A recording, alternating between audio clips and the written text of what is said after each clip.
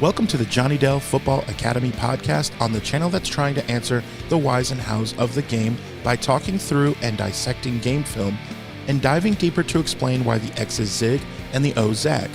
I am Adam Marino, joined by Mr. Johnny Dell, and we are reminding you, as always, the most fun way to watch is on YouTube, where we go live. There you can comment into the live show. Be sure to hit the notification bell and turn on your notifications so you can be a part of the conversation. We also stream live on Facebook and X. Also, the audio versions are always found on Spotify, Apple, wherever you get your podcasts. Now, if you are live with us in the chat, it's probably because you are subscribed, you've hit the notification bell, and turned those notifications on. So, when sharing with your friends, be sure to let them know. We also love to hear from you outside of our live show.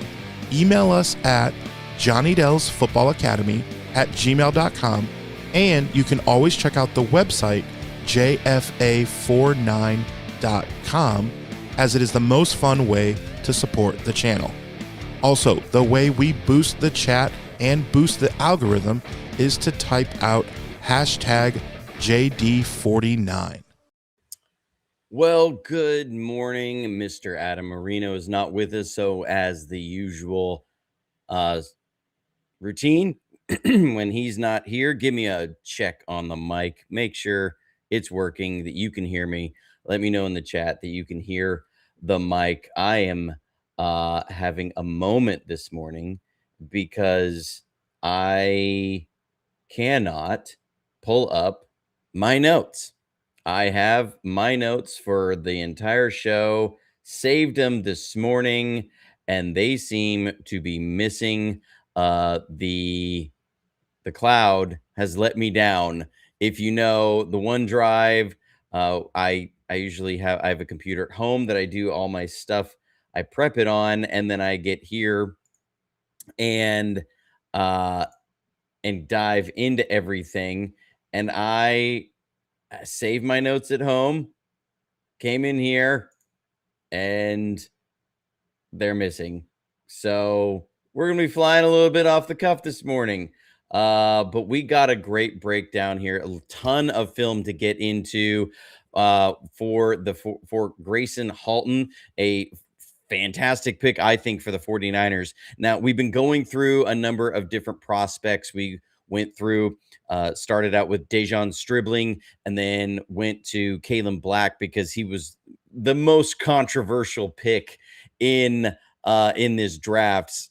And then we hit Romello Height, somebody who I think fits really well with what the 49ers want to do with that role of a speed rusher. And now we get to somebody who I think was, by the consensus, the least reached for pick of the 49ers. Now, I will say this is where the film, and part of why I've struggled with the Kalen Black criticisms, is because this is where the film starts to get less clean per prospect. Is that there are some really good flashes and some really good moments, but there's just a little bit more of the not as good. Also want to give a big shout out to everybody in the chat helping us get going this morning, getting the chat popping.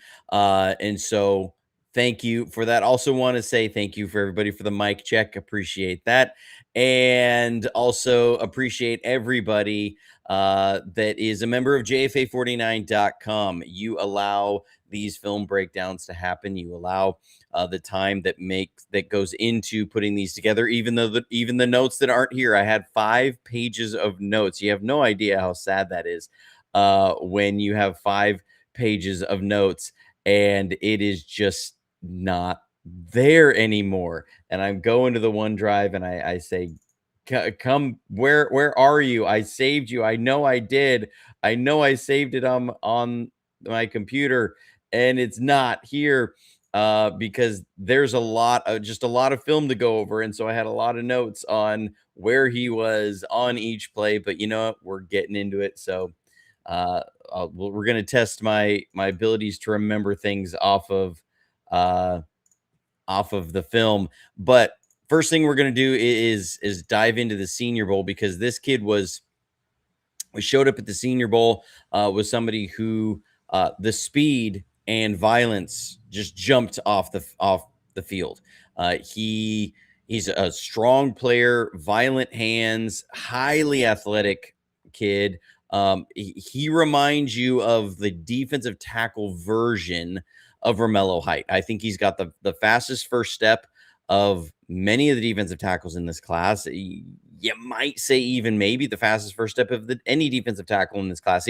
This is a departure kind of type of player from Alfred Collins and CJ West. Both those guys were much more, the one gap or the one tech and three tech that were going to be big, strong, plug up the run. This guy is more of the highly athletic, penetrating defensive tackle, meaning you're not looking for this guy to sit here and anchor against a double team. You want him shooting gaps, saying, we're going to give you a gap to fill, and you're going to shoot in there. But here he is. You can see the speed that jumps off the tape. Now he does struggle a little bit understanding like how to throw some counters. So if he doesn't win with speed, it's like he needs to build in what are my counters as I go. And that's going to be a project for Chris Kasarik. But here he is against Jake Slaughter, somebody that I liked at the Senior Bowl. We went over his tape from Florida, and I really liked him. And Jim Harbaugh really liked him, took him in the second round, is going to play him at guard. And you can just see how quickly that the speed at which he hits guys with just throws everybody off balance, gets guys off balance immediately. You can see that the violence of the hands to push through. I mean, this kid's got some edge to him too. You see when he wins, he lets everybody know. Here he is again, coming with the speed. He is a little bit over reliant on this spin move that you see. This shows up on film a few times. He gets a little bit too much into it. Here he is against Jake Slaughter again. Here's where he's plays with a little bit better pad level. He took 77, I think it's Jeremiah Wright from Auburn to the woodshed a bunch at the Senior Bowl. Wright could not handle him. You can see he plays with good pad level when he's ready for it. Just the first step is blazing fast.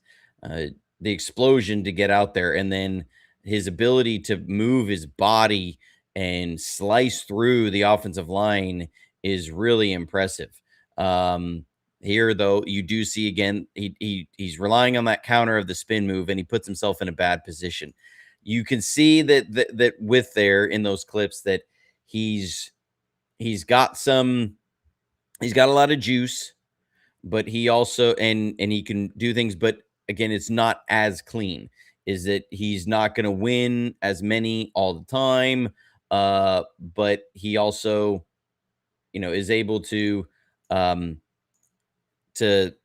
show that first step, that burst, that ability to get upfield and beat guys. So here he is. He played in a number of different positions.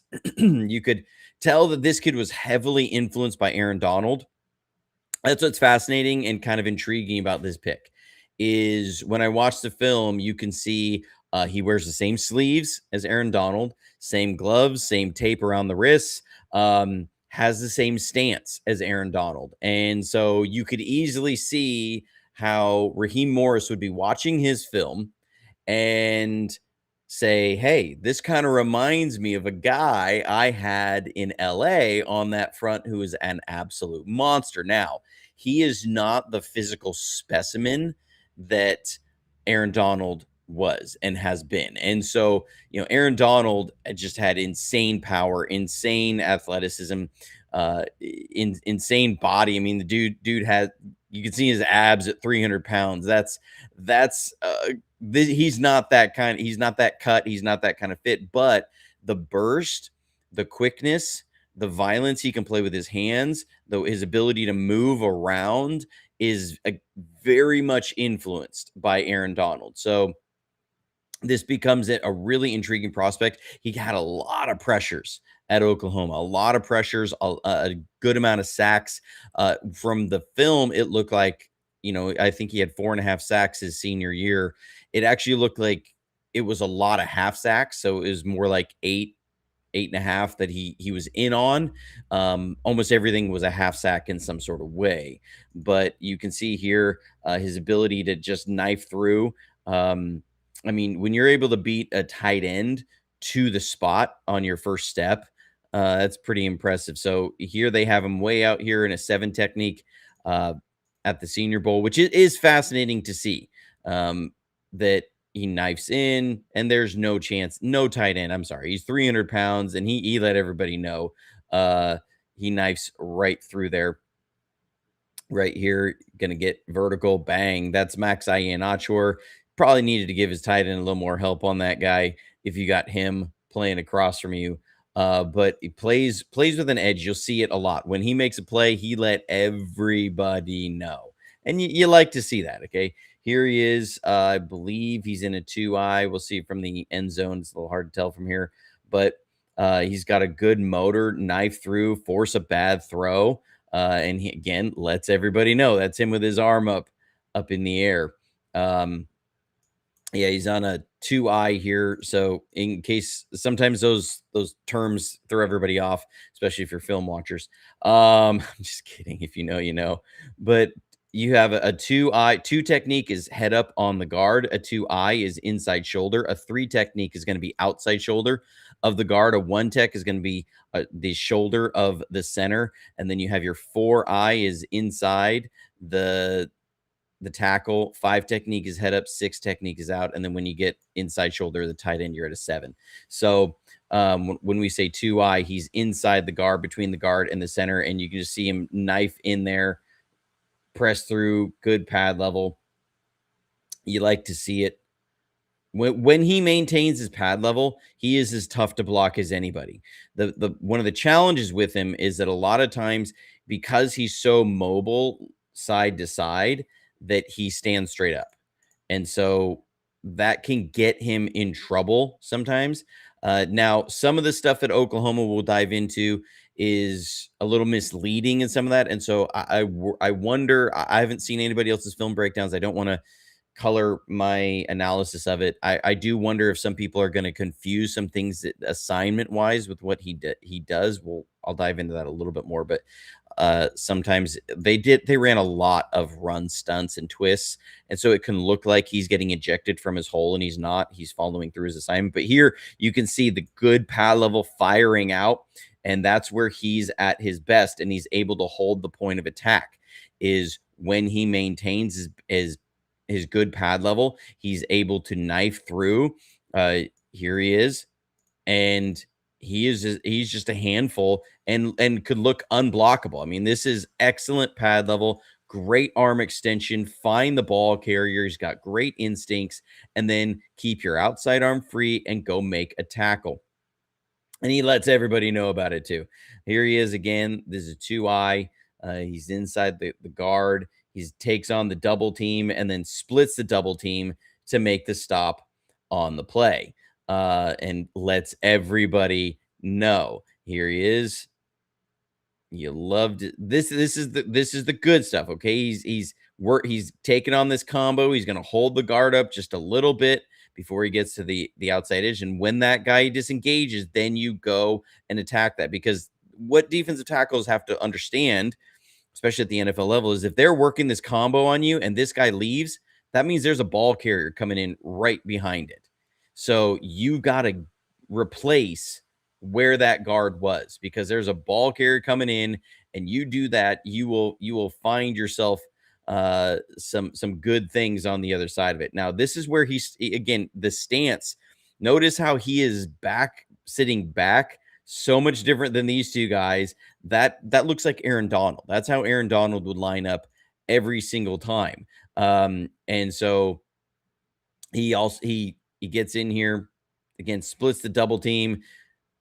This is a fun little rep, because here you have Kalen Black, who the 49ers also went and got, but now you have him here at this 5 tech. He's on the tackle, and he's going to get this combo and just to throw the tackle off of you, uh, and then go chase the play down and make what would be a stop there. Good stuff from Gracen Halton. Here he is again, 56. And plays with an edge. Like, just lets everybody know when he wins a rep. Here he is again. You could spot him from his stance a lot. At a 3 technique. Now this is where he can falter a little bit.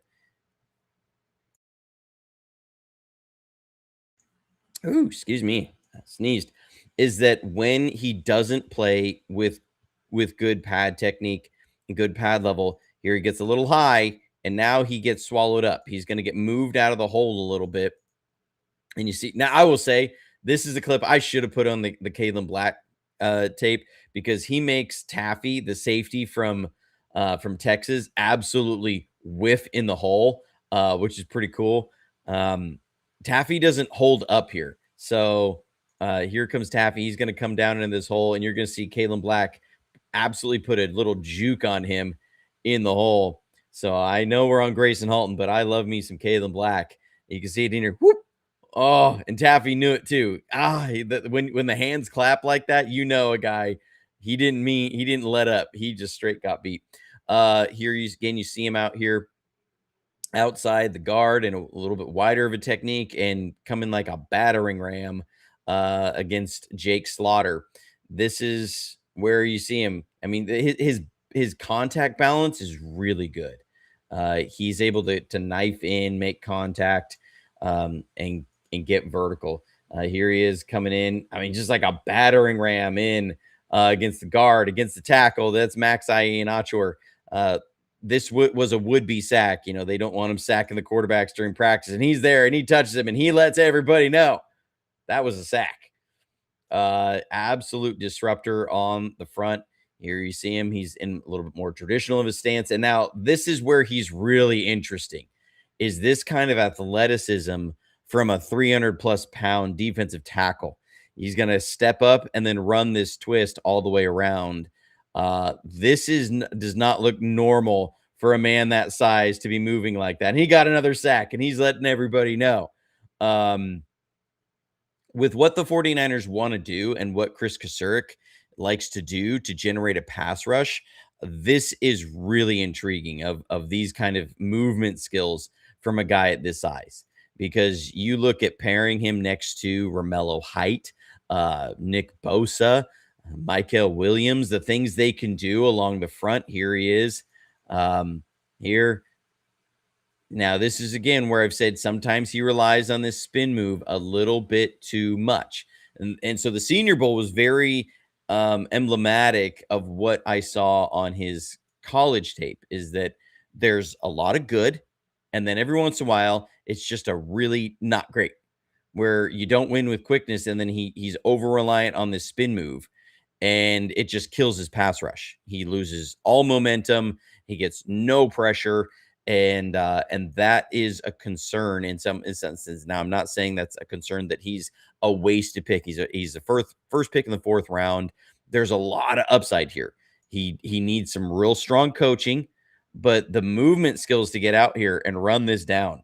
This kid he does not move like a 300+ pound defensive tackle. Look at him go. Look at those arms pumping. That's great running technique. This is a kid who knows how to run. Look at his arms go. Look at him pumping, trying to get out there. That's awesome. Here he is. They're in the 2-minute drill. I believe this is a section. But when you see him win, it is really impressive. That's the thing about him, is that when he looks bad, it can look bad. When he looks good, it looks really, really good. His ability, this first step as a penetrator, is, man, he flies off the ball, gets instant penetration.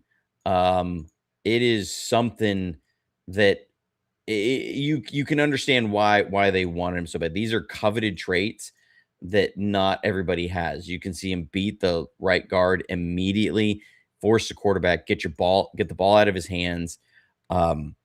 man, this kid, when he's on, he is tough. I mean, that is what a guard in panic mode looks like. So that's like when you have a player that can put an offensive lineman in absolute panic mode, that is always a plus. I mean, that is a guard in panic mode. He's gone full sumo wrestling, bear hug, to try and stop this guy from hitting the quarterback. Here he is, same spot. Now the spin move worked, and he let everybody know that is one of the dangers of when you have a good move like that will win, is that sometimes you say, well, I'm going to use it every time, or I'm going to use it far too much. When it works, it's beautiful. And here he is for another sack, and he lets everybody know. So, I mean, he had at least 4 would-be sacks, I think, at the Senior Bowl practices. Better than any other defensive tackle was there as far as the sack production that he would have had. Ability to push the pocket when guys are trying to protect against his speed. Then he hits him with the bull rush when it's there. Again, we'll just need some strong coaching situationally to help him develop a pass rush plan to do these kind of things more consistently. So that was him at the Senior Bowl. And then we're going to dive in to some other stuff. So what I'll do first is we'll go over some of the bad. So like I said, his tape isn't as clean as some of the other prospects. It's not as clean as Romello Heights. It's not as clean as Kalen Black's. It's definitely not as clean as Dejon Stribling's. And it's some things like this, where he doesn't anchor really well sometimes, and it's about pad level. So here they're working a combo block on him, and he does this thing where he stands up and he just gets a little too high, and these guys just walk him back. That's not what you want to see, obviously. Now, again, these are some of the bad. I think this is him right here. 50. The hard part was 52 on Oklahoma is very similar body type and size, and they both use the same stance, and they wore a lot of the same apparel. So I'm trying. This is why I had notes. I had notes on exactly where he was every time, but I can't find my notes. And it's a whole lot of clips. But this is where he's not the biggest frame, and so when he gets sealed off, he doesn't necessarily have the frame to fill that, to replace in his gap. That is his gap. I know somebody will say, well, a linebacker got to get in there, but this is his gap on this play. He's got to maintain through here, and they're going to then get inside of him. He's got to be right here. So he gets turned. He doesn't maintain his gap, and that's when you let an explosive play happen. Here he is on nose. They're going to try and run a sneak. Now this is where it was tough for him, because the reason why Temple is having to run a quarterback sneak here, and we'll see the clip of this from the play before, was that he made a tackle for loss for about a 1.5 yard loss, nearly got a safety by a high athletic play. But then the next play, they're going to run a sneak here, and he gets blown 3 yards off the ball. There was in the game against Michigan, he had a similar thing. He got blown off the ball, 5 yards off the ball. We'll see that clip in a minute. And then the very next play, he knifes through on a tackle for loss. So that was sometimes the frustration and the roller coaster that was his game film, is that you'd see a really good play and then a not good play. And then you'd see a really not good play and then a really good play. But most of it was pretty consistent. But you see here, he just kind of is riding the wave down there. I believe this is here because I remember 72 from Missouri gave him a lot of fits in this game. Here he gets blown out and really pancaked. The running back picks a different hole. It doesn't stick his nose up in here, but he gets worked out and tossed out of this hole. Again, gets a little bit too high, loses leverage. That was a running theme for him. Here he is. You can see that Aaron Donald stance. This is that right guard is just going to move him there. I know he tosses him, but he gets moved 3 yards off the ball. I don't like to see that. I want you to disengage earlier if you're going to do something like that, because here's the problem: is this can look like a good rep, But the reason I picked it, I watched it several times. Yeah, he's peaking. If this running back is in here, he's going to shoot this gap because you have allowed vertical movement too much and you're right in your linebacker's lap. So now you're going to get a running back one-on-one with this safety. That's not a good, that's like, and no NFL D-line coach would rate that as a good rep. They would say, you need to make that move at the line of scrimmage or behind it. We don't play 3 yards off the line of scrimmage. And like I said, 72 from Missouri gave him some fits. You can see him just drive him again several yards off the ball. This is the line of scrimmage, and I think by the end he's 2 yards off the line of scrimmage. So he just gets moved. He loses his leverage for a minute. He starts out good, then he tries to make this disengage, and his hands get caught up in there, and so that's where he loses leverage and he gets pushed off the ball. He's got to maintain. If you can't win with your quickness early, you've got to maintain your leverage. You can see him give up his leverage and he gets moved. That will be something that opposing teams will scout and they will work on. Here again, same thing. He's got to knife through, is what I was talking about, that combo block earlier, that if you see this guy disengage, you've got to penetrate and get through here. And that's just, he doesn't get through. And if you're going to do that, you got to get through. This is the play against Michigan. He's going to get driven off the ball here. Don't like to see this. That is way too far off the ball that you're getting driven. This is him. And he just gets pushed, gosh, a good 6 yards off the ball, 7 yards off the ball. This is where the film will look bad on him. He does an anchor, he gets too high, and he gets blown back. But again, that's some of the bad. That's only about maybe 10% of the snaps. I watched every snap of 2025. That's only about 10% of his snaps, maybe. 80% is good. And then there's about a 10% that is also just kind of But there's a lot of nothing burgers in there. You kind of think like when you see defensive tackle that you're going to get a lot more plays where they're going to be in on. There's just not as many. And like I said, there was a lot of twists that they ran and it made things a little bit harder. But I will say this kid's got really high football IQ. They could not teams just could not run screens on him. So Alabama here, they're trying to run a screen and they're in the middle of this stunt here. He's going to loop all the way around, identify the screen, and work his way back. He's going to backtrack. So here's him. He sees the screens happening, and then he runs down, and he gets in on the tackle. That's high football IQ, high awareness for what's going on, to recognize what the offensive line is doing, keep your eyes on the quarterback, and go get in there. Here, this is him right here. They're going to try another screen. And they can't complete it. Why? Because he's here on the running back. He reads it out and he sees it and he lets the running back know. So, I mean, just really heads up play. Read the screen. Oh, I see it. Okay, pick up the running back. That's heads up play here. I believe this is another screen. They're going to try and run. And he does same thing.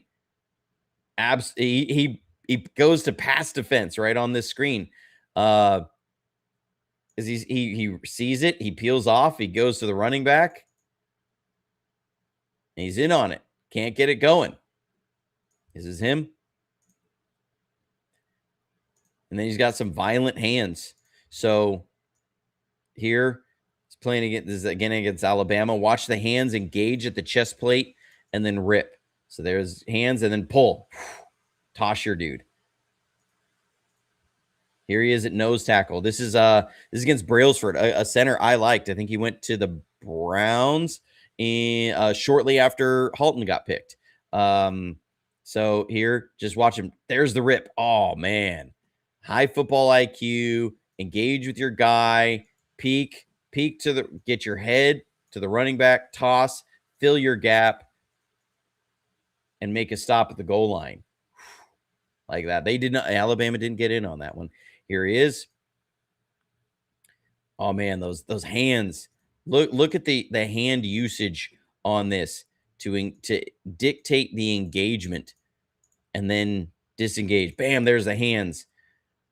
And then just let this guy go right through and go make the tackle. Oh, that's awesome. Like when he's good, man, the tape looks good. All right. We'll get back to some of the other not so great take us on the roller coaster that was Gracen Halton. This is what I said. Sometimes he just doesn't have a great backup plan, and you see the spin move come in a little too regularly. This is one. This gets rough here against Caden Proctor. Tries to spin move and whoo, looks like a figure skater out there. Here he is on this side. When he doesn't win with quickness, there's just not that counter move. You're looking for, okay, I want to see you initiate another move. It doesn't happen here. So he gets in, center's got him. There's not a lot of push. There's a number a number of clips like that on the front. He's on the right side of the line. Same thing here. Doesn't win with quickness immediately. He gets stopped. He's against Caden Proctor, and you can just see this is where you have some concerns of height, weight. Is his frame. Now I get it. He's also going against one of the biggest human beings on the planet, but you can see he just does not have the arm length, the frame to disengage from Caden Proctor here, and he's just got him locked down. And they end up giving up a big play in a big moment to Alabama. Here he is on the left side. Same thing. He just doesn't win with quickness. There's not a lot of oomph there behind it when that happens. So that's, again, something else you want to see him develop is a little bit more consistency. Now, when he plays with urgency and a good plan, he comes with a bull rush. The kid can bull rush. He can push the pocket and get in there and disrupt things and force an interception that ends up happening. Again, plays that don't show up in the stat sheet but are there. When he can knife through and just bowl through these things, this is where they would run these stunts. And man, he's so good at these, is get in here and split these players and just keep running and bring a pressure and force a quarterback into a bad throw or to a quick throw. Here he is, push through on the center and just keep driving and then have the quarterback throw a hospital ball because he's panicking. That first step, that ability to run through and just keep moving. That's where it starts to remind you of Aaron Donald, right? Like that kind of ability just to seem like you run straight through blocks. Here he is on the nose. He's pushing Brailsford. Keep fighting, keep getting through, gets a pressure, gets a bad throw, an incompletion at a big moment in the game, right? So he's got good power when he can use it. When he sets it up there, he gets him in backtracking and then disengages and flushes him from the pocket. I mean, man, when he gets pressures, these things look good. His ability to run out here, then bam, plant the guard when he switches to power. Sometimes I wished I had seen it more. I think he's at nose on this one. Yeah, he absolutely drives the center back. So here he is at nose. Watch him engage the center and just moonwalk the center. I mean, at one point here, again, sometimes these things happen so quickly, but the panic of this moment of these guys as he's slicing through here and your quarterback going, whoa, I got to get it out there. And it forces a hurried throw. When he looks good, man, he looks good. So there is a lot to like there. Let me make sure I'm getting them on the right one. So this is I think my favorite set of clips from him. I called these insane quick first step. That this kid, when this first step and his burst off the ball is just incredible. They love to use him on all these different twists because his ability to get from here as a 2-eye, cross over, and get through this gap, this will mess up with so many blocking assignments. Here he is at the nose.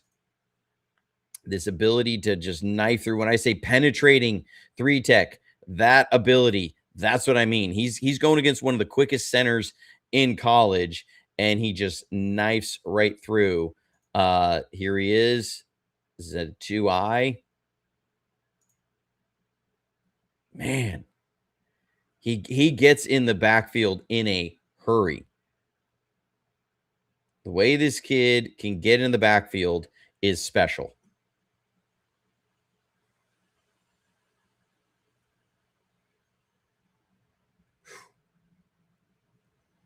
Man, like he was a pressure monster here. I think somebody said that in the chat, and that is no joke. Like, I saw so many pressures from this kid.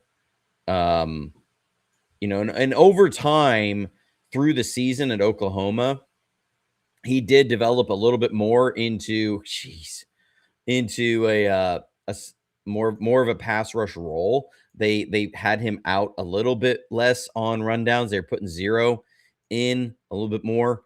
But man, I mean, you talk about disruptor. They're trying to get a down block on him to cut him off.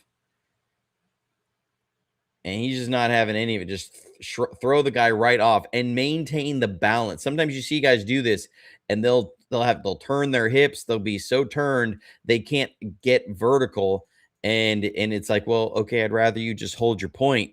But he can just shrug guys off, keep moving, get into the backfield, and disrupt. I mean, that is playing behind the line of scrimmage. That is playing at a new line of scrimmage. Sometimes you saw him even out here lined up at defensive end. Which is kind of crazy. And he just comes right through and forces a completely horrible throw. Now, the corner out here panics and draws a flag, which I'm sure he was a little irritated by. But to get in here, just slip it in there and then put immediate pressure on the quarterback. I mean, you as a quarterback, you do not want to see that. You don't want to see that dude coming through there like that.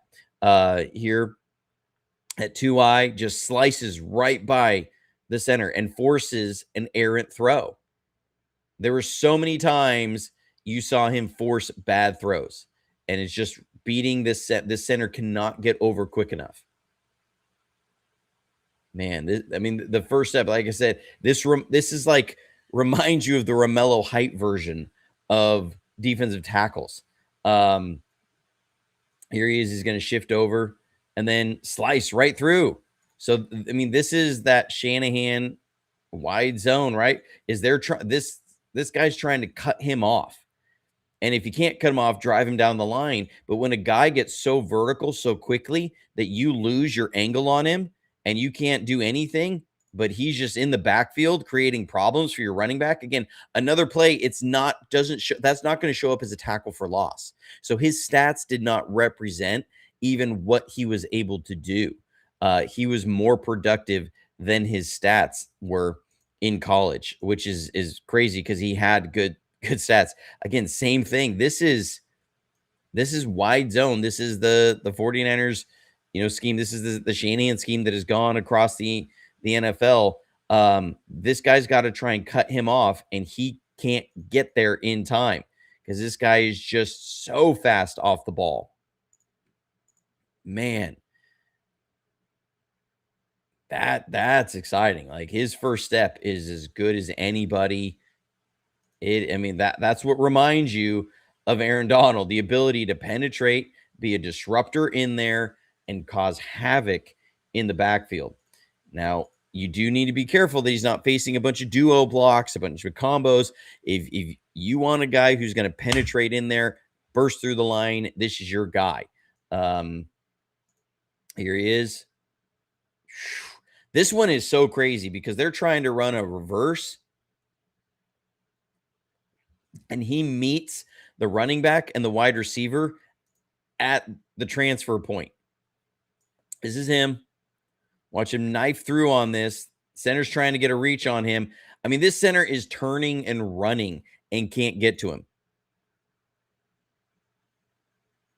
Sheesh. We're in slow-mo here. That first step is wild. They're trying to, I mean, he intercepts the handoff. Oh, man. This changes the whole game. That is wild. Watch that one more time. Jeez.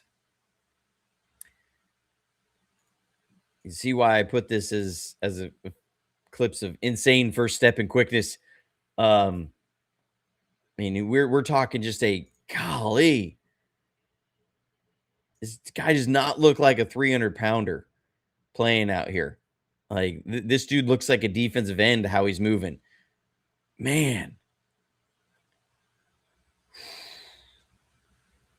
Like I said, when he looks good, he looks really, really good. This ability to knife through here, I mean, man, that is violent. It's fast, bursty, split through here. Jeez. You can see the ref almost threw a flag on that. He thought he was going to get a face mask. But these guards just struggle against him. I mean, watch this in slow motion. You can see the guard is so caught off guard. No pun intended. By that, is completely out leveraged. Center can't get over there in time. And man, there's a half sack. That's what I mean, is that there was a lot of half sacks here. Here he is in the interior. Sitting back. Man, looks like Aaron Donald with that set. That's when he's, again, had to be so irritated with his corner. Just got cooked on this play. Here he is. That stance. I mean, that stance just looks like Aaron Donald. Again, I'm not saying he's Aaron Donald. There's a long way for him to go. But you can see the influence. Like, that was what Aaron Donald would do. And then that ability to just run through blocks, get in there, get pressure. Here he is on the right side. I mean, just right through. You'll see it from the end zone. This isn't, again, a guard has to go into full panic mode. I mean, the guy tackles him, yanks him down from his collar. Sheesh. Here he is, out here a little bit wider. Sift through. I mean, they're trying to pull two. I mean, this is old, like Vince Lombardi stuff here. Bring these two guys across. Neither one get him. He slips both of them. Sheesh. They're trying to wham on him with these two guys, right? You got one come in here. He's not going to get it. The tight end's going to come in here. He can't get it. Juke him, slip him. Tackle in the backfield. Man. 3 technique here. Sheesh. Talk about cross the face of the guard. This guy's got no chance. Get the pressure. Man. I gotta remember which one I was on here. Was that the first or second one of these? I don't even remember. I'm so excited. Yeah, it was the second one. All right. Man. This guy looks good. He looks good. Here he is.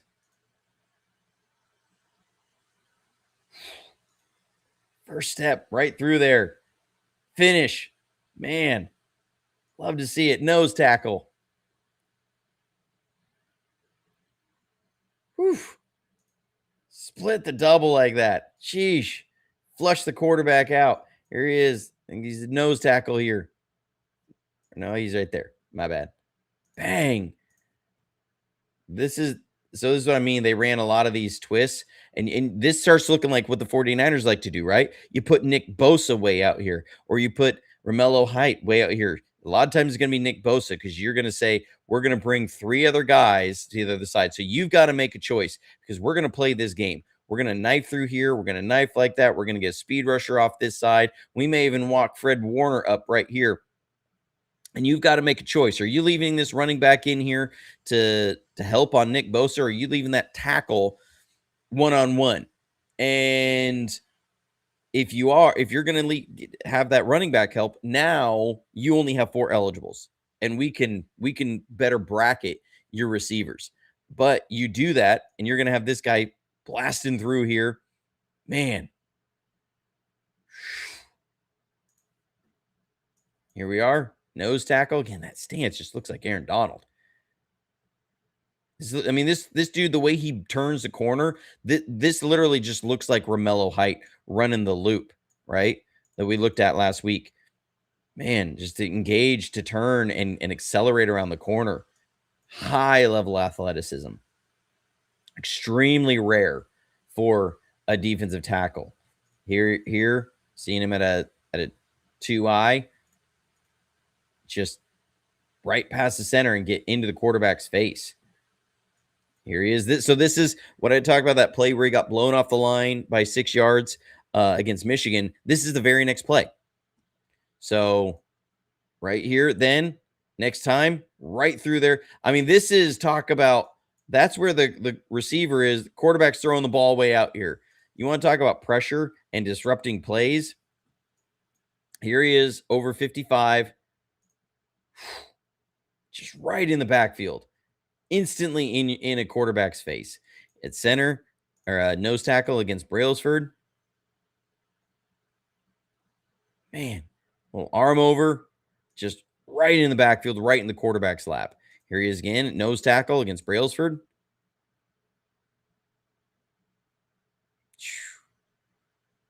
Again, same thing. They're trying to run this wide zone, and he just slips this block because they're trying to work this here. If he stays outside, Brailsford's got to take him. If he comes inside, Brailsford's supposed to peel off, and they want this guard to try and cross his face and drive him out of the picture, but he can't. So now he's disrupted both of them. Your linebacker's free, and the right guard still can't handle you. Man, that looks good. That's some good height. That's what we'd say. That's a good football play. That is a really good football play. And then I put these clips together. This is just, I called overall a great athlete, because I couldn't necessarily put him in a single category. He's just a really good athlete. Here he is. He's playing interior tackle here. He's going to get a great push, and then high football IQ, gets his hands up. This is 4th down at near the end of the game against Alabama. Alabama has to get a 1st down, or else they lose the game. This is going to be the moment that seals the game. So these are other things you want to see. How do guys show up in the biggest moments of the game? This is against Ty Simpson, Alabama, during the season. This isn't their game in the playoffs, but you get your arms up, and I do think he may even bat this ball, but they're trying to hit this out throw, this little Ohio concept, and it's going to fall about 4 yards short, because you get interior pressure, get your hands up, you understand the situation, you understand your opponent, you know what's about to happen here. There he is, gets his hands up, makes a play. Corner gets the credit on that. That was one Gracen Halton. Here he is, 2-eye. Man, just a step over. Here's where you see it, where he maintains leverage. Okay, this is where it looks good. So I showed some of these that were bad. It doesn't mean he can't do this. He has shown this a couple times where he can anchor. So they're running one of these exchanges. He's got to come over, and then they're going to work this block down. This linebacker is supposed to come over a little bit, because they're going to slide over. But anchor, sink your hips. Again, this starts to look like Aaron Donald. Get in here, a little Byron Murphy in here. Sink your hips, stay low, hold up the point of attack. Man, love to see it. Here, so this one is awesome. So he's playing edge out here. They're going to have him spy the quarterback. I don't know how many teams really like to put a 300-pound defensive tackle at defensive end and have him spy the quarterback. This quarterback is not ready for what happens. He's going to take off and run. This is great to see from the end zone. Here he is. He's in a spy. Look at him take off and run. Oh, man, he looks like a linebacker. How much do you think this quarterback was hating life right about that moment? Oh, that's rough. Okay, another thing I like to show on these guys is that you have to pay attention to situations. So this is against LSU. There's 1 minute and 20 left in the game. 4th and 2. They're inside Oklahoma's 50, they're on their side of the field at their 29. It's 17-13. So this is the most important play of the game. He's on the field. You always pay attention. Who does a team put on the field in their biggest moments? And then do they show up? Like right there, he gets instant pressure on the quarterback. Now, it helps that you have another player coming in and doing his job. But here he is at 3 technique, the biggest moment of the game. Look at him come around that edge. That looks like an edge rusher, guys. Like he's a 300-pound defensive tackle to move like this and bend the corner. My goodness. Get the quarterback off the spot. He can't get some arc on the ball. Win the game for your team. Here he is at center. Look at him slip these blocks, keep his eye on where the running back is, play behind the line of scrimmage. Man, great, powerful hands. Slip blocks. And that's what I mean. Sometimes there's these run stunts. Oklahoma love to do a lot of these run stunts. So this is the play right before that quarterback sneak where we saw him get blown off the ball. Here they're going to run one of these run stunts. So they're twists. They're going to twist these defensive tackles. So he's got to slide over. They're going to exchange gaps. Man, that athleticism to do that in the short area is really impressive. So he's got to step outside this guy and then work vertical. And they nearly get a safety on this play.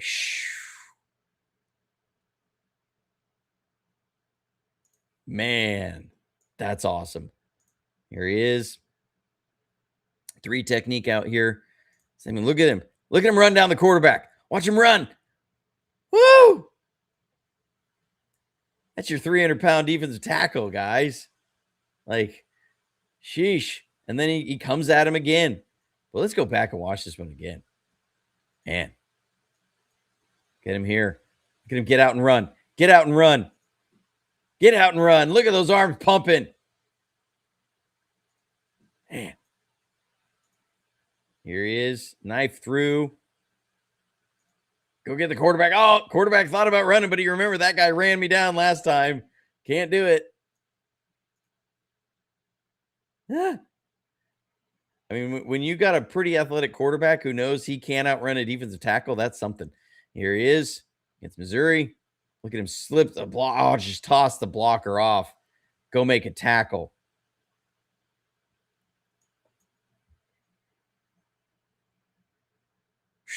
Oh, I love it. I love how he clears his block and gets square. Get yourself square to the line of scrimmage. Get ready to take this guy on, make an open field tackle. I love the breakdown.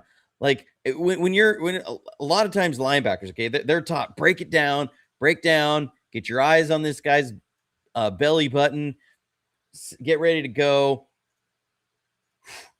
Man, that's awesome.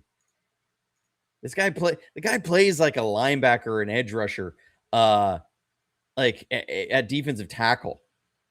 Highly athletic kid. Here he is. I didn't give myself enough runway on this one. But knife through, create a pile, penetrate, disrupt, nose tackle. God. Man, there's a lot to like about this kid. Here he is. Nose tackle is our last clip. Look at him run around. Look at him run around. Turn that edge. Man. I love a lot of this. Oh, there's a super chat. Thank you, Mr. G. He says, I appreciate all your hard work. Good luck finding those notes. Use them with stats. I will. We're going to look at Gracen Halton on Thursday with stats. So if you want to see this for a second time through with stats, then you can tune into our show on Thursday. But I that is one Gracen Halton. A lot to like about this kid. Man, like Howdy says, his get off is elite. His burst through the line is elite. His athleticism for defensive tackle is elite. Some of the testing in the three cone and short shuttle, if I remember right, wasn't that great. But when you see it on film, though, I don't worry about his ability to shuttle after the first three steps. It's really how quickly do you accelerate in those, and that's where he's really good. He had a good 40 time, really good 10-yard split, and you see that in these clips. Like this is a guy that can get vertical in a hurry. The sky is the limit for this kid. I think what he's going to need to really realize his potential is going to need somebody to really help him hone in on his pass rush plan. I think he needs an NFL caliber weight and nutrition program. I think if he leaned up a little bit, that you would see even more explosiveness. Just his body kind of makeup right now. I think he's leaving a little bit of explosiveness on the table. I think he can get stronger and not gain weight. So he's just got to recomp his body a little bit. And I think that's what they're going to look at is the movement skills, because he's going to be able to get bigger and stronger while not gaining weight. If he can cut down and get a little bit leaner, then you will keep all of that quickness. You'll keep all of that explosion, but you'll add more power. And that's what he needs. So I think he needs to do that. They'll get him faster. Eric's saying that the audio sucks. Apparently, I don't know. Is there a problem with the audio? Let me know if there is. But that in the end, it probably doesn't matter all that much because we're here at the end of our time. I do appreciate the super chats. Appreciate everything. Trying out a new camera today. That's what all the members of JFA49.com help do, is get some stuff when I need to replace some things like a new camera. I do want to get a new mic too. I want to get a new mic, but man, they're expensive. But if you appreciate all this stuff and you want to head over to JFA49.com, the link is in the description, and support the channel. You can become a member there and support all this work and put into it. And hopefully I'll find my notes and we won't be as confused going through it. But I hope you can see the vision that they have here for Gracen Halton. I think when you look at what the 49ers struggled in last year, getting pressures and sacks on the quarterback, Romello Height and Gracen Halton become two massive pieces to alleviate that. So you get those two guys. You trade for Osa Odigizua. Okay, now you have added three really high-level get pressure after the quarterback guys to your team, because you said we didn't have enough pass rushers when we had Jordan Elliott, Kalia Davis, Alfred Collins, CJ West. I love CJ West. I really like Alfred Collins. I didn't see as much pass rush juice from Alfred Collins at Texas as I did from CJ West at Indiana. I think CJ West, there's still a lot of untapped potential there. Alfred Collins has a lot of untapped potential, but those are mainly run plugging guys. Kalia Davis and Jordan Elliott were run plugging guys. You had 4 run plugging defensive tackles because you said we're going to get after the quarterback with our NASCAR package with Michael and Udagros Matos rushing from the interior. But the problem was both of those guys dealing with injuries all year. Michael with the ACL, Udagros Matos with the knee and the hamstring and all the litany of injuries he had. They said we can't keep 2 defensive ends on the tackle to rush from the interior and 4 defensive tackles who cannot rush the passer. So now they've readjusted their defensive line room to say we're going to have 2 big run pluggers and 2 guys who can play against the run, but it can also really rush the passer. And so that does tell you they're taking a little bit different of approach going into this. The challenge becomes, as everything always becomes, because one of the problems they had in 2024 was that you had some guys who could rush the passer from the interior, and then you started getting injuries to your run pluggers, and then you couldn't stop the run, and that made it so you didn't earn the right to rush the passer. And so that creates its own problems. So now, like in last year, they said, well, okay, we're gonna load up on run stuffers, and we'll have specialized pass rushers. But then you couldn't get after the passer and get off the field on third down. So other teams just kept getting, chances to take a whack at you running the ball. And so in the end, what it really does come down to is I see where they're going, and hopefully they're going to, this is going to generate a lot better pass rush. Is they've got to stay healthy. I think it was Wayne Breezy he put out on X yesterday. He says, what's the one thing that the 49ers need to do to be in the Super Bowl this year? And I quoted it and said, stay healthy. In the end, that's what it is, because you could find yourself back in 2024 where you can't stop the run as well if you get injuries to Alfred Collins and CJ West, and now you're relying on Gracen Halton and Osa Odigizua to be your run stuffers against all these duo runs that are coming around the league now.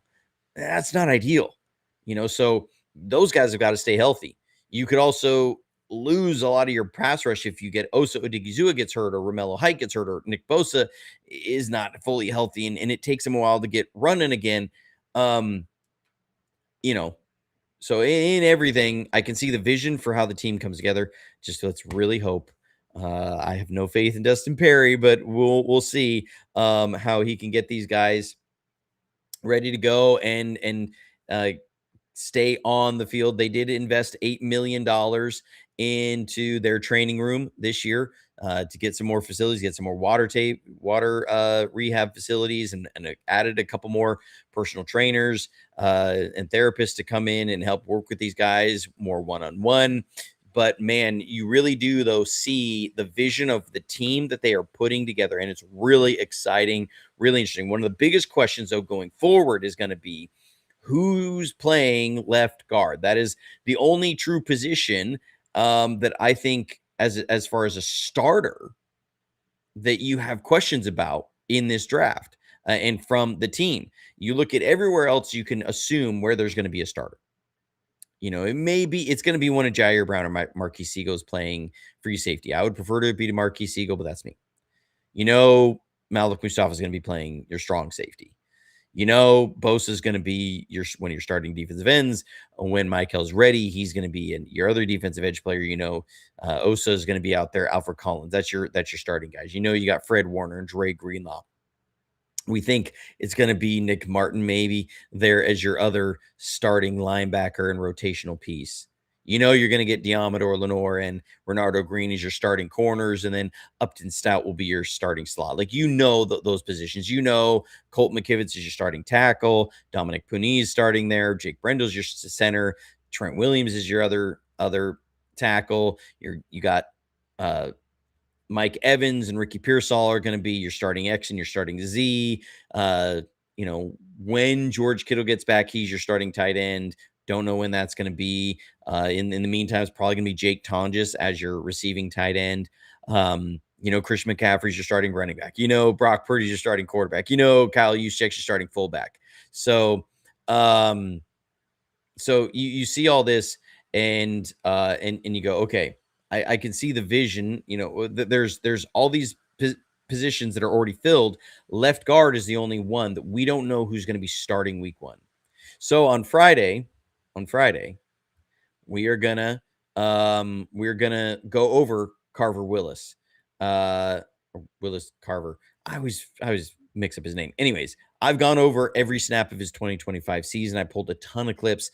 I got a hold of some of Chris Forster's install tapes. So I have a pretty good idea of what they look for in their offensive line, and it makes the his tape being somebody who's moving from tackle make a little bit more sense.